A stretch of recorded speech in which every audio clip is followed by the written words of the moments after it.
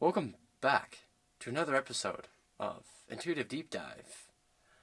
You're listening from your hosts, Camden and Thomas. Today we're getting into a little bit more of a serious topic.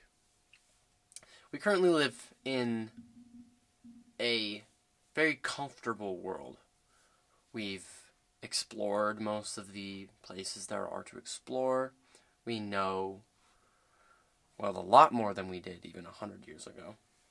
We've found a lot of solutions to problems, and we've managed to not only make them very accessible, but we found very, very cheap methods of accomplishing these. And because of this, we've found ourselves a little bit comfortable. Perhaps even a little bit too comfortable. And that is indefinitely a problem in our society. Why would that be, Thomas? Well, a comfortable life is not how we were meant to live a life. There's different ways you can live, but a comfortable life will kind of rob some of the good traits from you, as well as other good qualities of life that you probably will want. For example, there's many areas of comfort that might do this, one of which being an abundance of junk food. And this is a problem because junk food, we all like it, right? It's really good, but it's only good because we've made it good. That's how it's made. It's designed to lure you in and buy it and eat it. The only problem with being good is that's the priority over being healthy. So, our junk food is called junk food because it's not good fuel. It's junk. It's not healthy. Whereas back in, let's say, Neanderthal times, food was good because it was healthy, or because it had lots of simple carbohydrates, which I think is an exception. But that's how food used to be. Good tasting food was healthy, and bad tasting food was probably dangerous for you. And nowadays we've hijacked that, so we have very little motivation to be healthy, because you can be happy and have the benefits of so-called healthy food without it being healthy.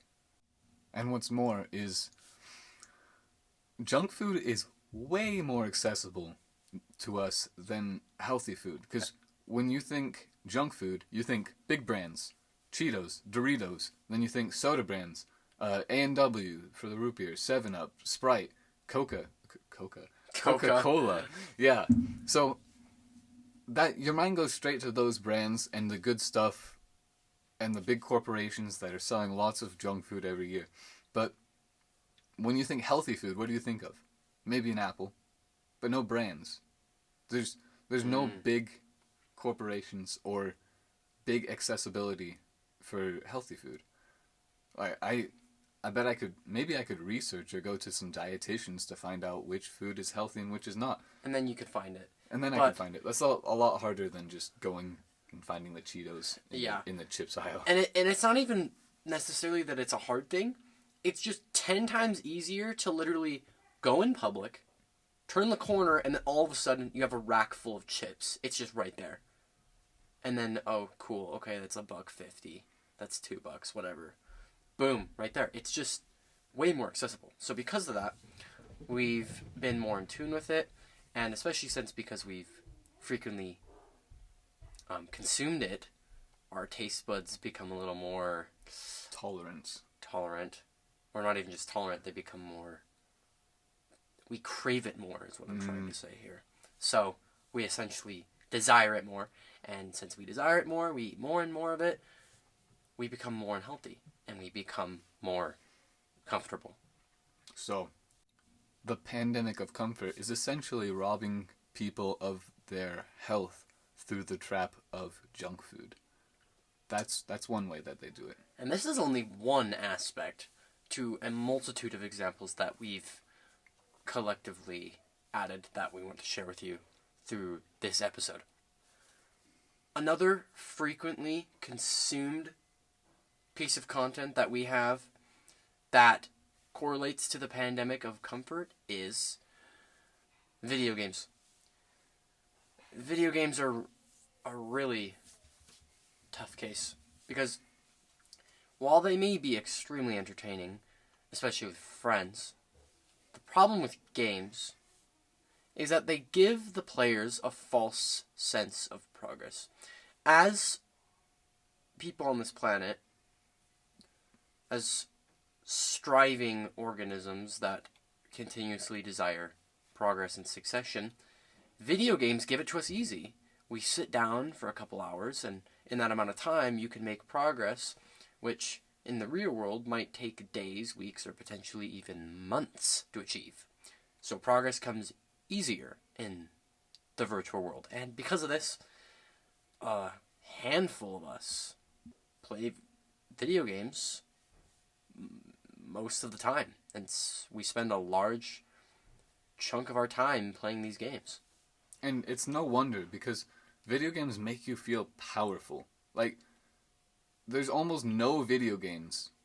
I can guarantee you, there is no video games as hard as real life. Flatline. Flat out. Like, there's no way. It's not possible. It isn't. But there are hard video games. And there are really easy video games. But most of which give you an extra power. It gives you power to do things that you wouldn't be able to in real life. Or at least that you wouldn't want to do in real life. Because there are realistic video games. Like Forza, for example. I don't know if we want to say an exact example, but here we go. You can drive around cars at 200 miles per hour in some European country with a two-way road, 2 lanes, and everything is fine. You can crash, you can do whatever, you can drift, and you can drive the most exotic cars that actually exist. Oh, I see what you're saying here. You get an aspect of freedom when you play games, because in the real world, when you do something exciting, there's usually a sense of risk involved, and a lot of people won't take that risk because they don't want to potentially harm some aspect of your life. Mm-hmm. Yeah.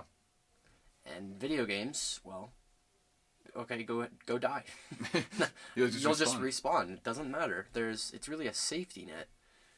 But if you want to make it places in this world, you unfortunately have to take risks. It's just a natural aspect. Yeah, there's a lot more novelty in video games that you can experience through, we'll say, abstraction, for lack of better terms, than real life. There's people who have genetically learned novelty seeking, so it's in their nature to seek novelty. And those are the people who, they're a little bit more, they're perceivers. Our viewers know that because they watched the first episode. If you haven't, go watch that and you'll know what I'm talking about. But perceivers, they're more adventurous, you could say, because they're always open to the next thing. They don't worry about setting up a structure in their mind, because it's just going to get knocked over by the next thing that comes at them. They're novelty seekers. They like flavorful experiences. And a lot of those more flavorful experiences contain risks, like drugs. You'll get addicted. There's huge health risks. You're going to die if you get addicted to drugs. It's a high mortality rate. And drugs are also another major aspect to the pandemic of comfort, really. Mm-hmm. Drugs, similar to video games, they offer a gateway. They offer a way for us to hijack the reward system. It hijacks the reward system entirely. I mean, we lose touch with the real world and the consequences with it, and we kind of just go into our own state where we kind of have we have a lot more control in there. And so really, it's a perfect thing for someone who's suffering deeply and doesn't know how to overcome it. It gives them the opportunity to suppress or to just hide away, which is unfortunate because it doesn't solve their problem. They're just running away from the problem. So the problem never gets solved. Versus if you were to tackle these problems head on, then you could make a difference in your life. And you'd probably feel really good about achieving that too. Oh, 100 times better than whatever the drug essentially gives you. And that's another reason why drugs are so harmful. They are an extremely overstimulating substance. I mean, it essentially hijacks your dopamine system, releases a large amount of dopamine, shuts off the serotonin production, and you're left with this momentary feeling of pure happiness. But it doesn't last long. And eventually you become dependent on it. And when you become dependent on it, you take the substance more. And you get to the point where you need it to even essentially feel. And this is why it's just a horrible substance. Guys, don't get into drugs, honestly. But yeah, it gives us an excuse to kind of hide from the real world, to not deal with it. Instead of fighting, we run. And that would be the drugs, and in a good chunk of situations, that can also be video games. Mm-hmm. And the internet as well, really. Oh yeah, the drugs and video games have a common factor, which is they kind of rob you of motivation. Because you can do great things in video games, but now you're not motivated to do anything else. And you can trick yourself into doing great things in real life using drugs, because our kind of achievement-seeking system is dopaminergic. So once you give yourself a good feeling, it's like, oh, I must have done something right. And that's a false feeling of achievement. So that robs you of motivation to do anything but do more drugs. But the part that video games has that drugs don't is the false sense of progress. Like, it's conscious and not dopaminergic. And that's where the internet comes in. It also has that. Mm-hmm. That false level of progress, really, it steals from our determination to be ambitious beings, to try and achieve more in our lifetimes. That is to say that the internet isn't entirely bad, because, you know, that's kind of how we're getting this podcast out. Yeah.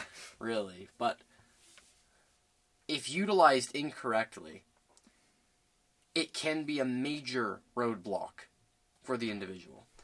And on this topic as well, social media is a major drawback, because it really is a comfortable thing.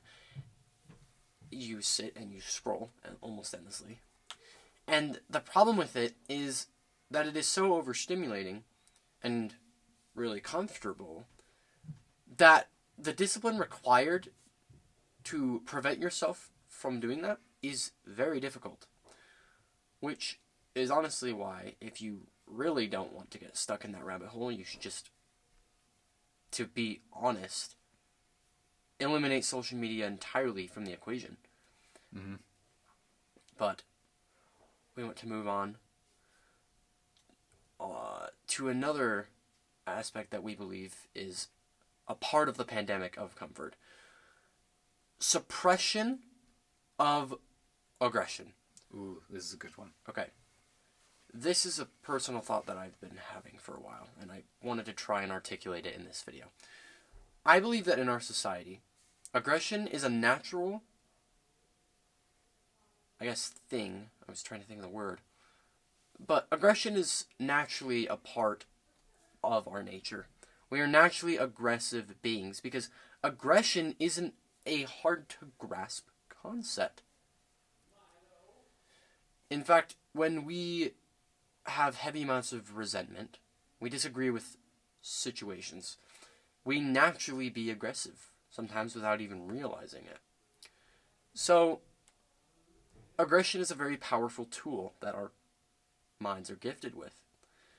Now, aggression, I can admit, can be a very dangerous thing if utilized incorrectly. Aggression can hurt people and cause damage in yourself and others. So, people try to tackle this and understand how to get around this, and one idea that came up is to completely suppress it. That started to become a little more mainstream, I also believe, in the more recent decades that have followed up to now, and especially, I believe, in school systems. They heavily influence suppressing aggression. And the problem is that if you don't give kids the ability to understand their aggression and how to control it on their own, they're really just going to become soft people. Mm-hmm. And the problem with being soft and weak all the time is that they're going to end up living sad lives because they are going to be unable to make their own choices and live the life they want to live. They're not going to be able to speak out against something that they disagree with. And we need people like this in our society because these are the people who provide for us. They provide us new insights, new ideas. Without them, we wouldn't live in such a diverse world that we do. So suppressing this essentially eliminates the diversity that we've established with the minds of each individual person. Mm-hmm. And if no one had aggression or assertiveness, then everyone would be mumbling, what's it called, shells? Yeah. Yeah, husks, mumbling husks, walking around and trying to contribute to society. And probably failing too, because they don't have the confidence to make big choices. That's a huge problem. It is majorly. And to correlate this into comfort, if we're taught to suppress our aggression, meaning that we don't ever expose it or utilize it in the right ways, then we don't ever push ourselves to speak out against things that we disagree with. And we lose a sense of assertiveness. And these are naturally uncomfortable things, especially for people who don't utilize these frequently. So you essentially just sit there and you can't say anything that you want to say. You become a husk. Because anything important that you have to say risks offending someone. And you can't fight someone without aggression. You're not motivated to. If you have no aggression nor assertiveness, you will not get in a debate with someone, period. And the debate is a search for truth. You want truth, you gotta be in the debate. And that idea also brings up I think you have to be able to make the difference between morality and cowardice. To add to this, or not to add to this, this is a very abstract yet well-rounded idea that Thomas has been thinking about. Thomas, let's hear it. Well, first of all, I can't take all the credit. There's a lot of people who have almost laid this out for me themselves, so it's not purely my idea. But morality is a virtue, and cowardice is a weakness.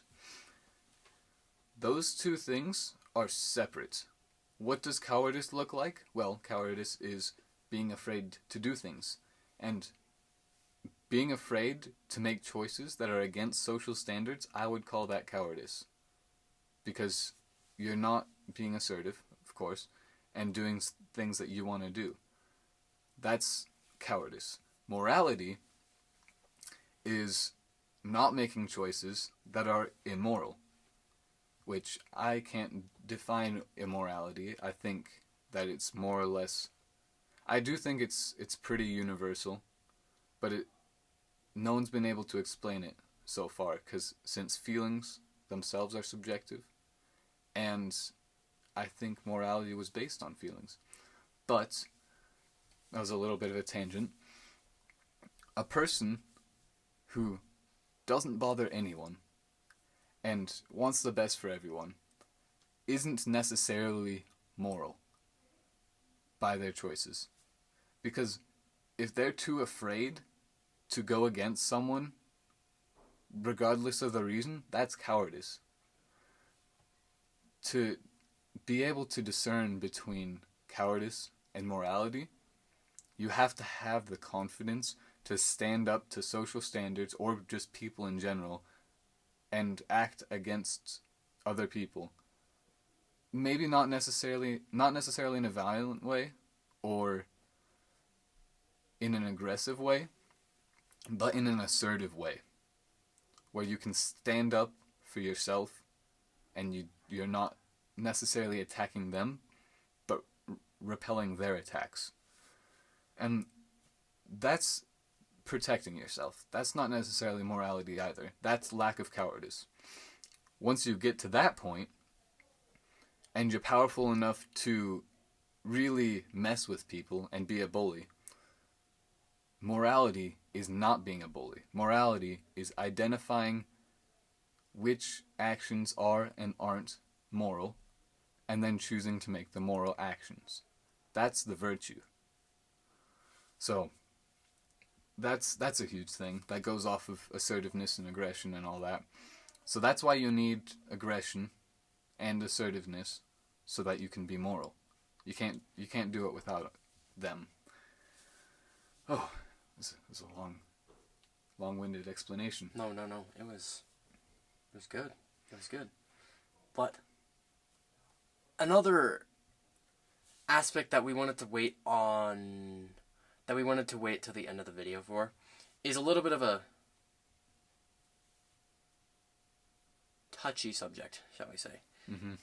It is also extremely sad. But before I get into it, I want to explain a little bit of background knowledge for it.